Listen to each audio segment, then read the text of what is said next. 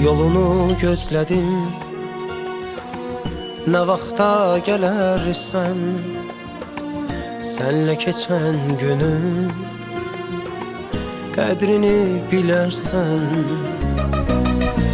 Yolunu gözlədim, nə vaxta gələrsən, sənlə keçən günün qədrini bilərsən.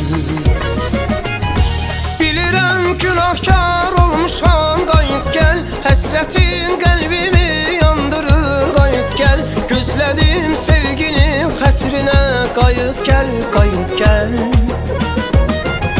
Bilirəm günahkar olmuşam, qayıt gəl, həsrətin qəlbimi yandırır, qayıt gəl. Gözlədim sevgini xətrinə, qayıt gəl, qayıt gəl. Sən qayıt gəl, sən qayıt gəl.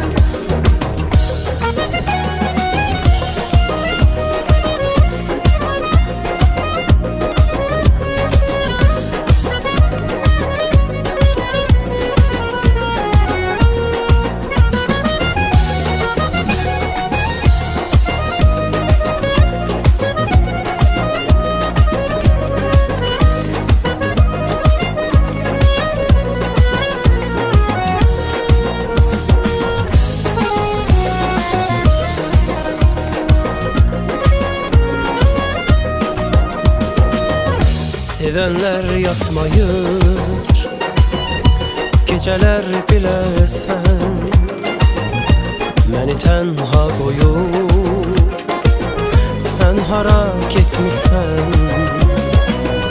Sevənlər yatmayır, gecələr biləsən, məni tənha qoyub, sən hara getmişsən.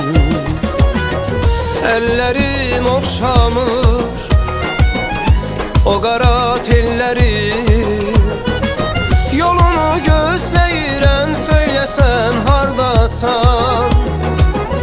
Əllərim oxşamır o qara telləri, yolunu gözləyirəm, söyləsən hardasan. Bilirəm günahkar olmuşam, qayıt gəl, həsrətin qəlbimi yandırır, qayıt gəl. Gözlədim sevgini xətrinə, qayıt gəl, qayıt gəl. Bilirəm günahkar olmuşam, qayıt gəl, həsrətin qəlbimi yandırır, qayıt gəl. Gözlədim sevgini xətrinə, qayıt gəl, qayıt gəl.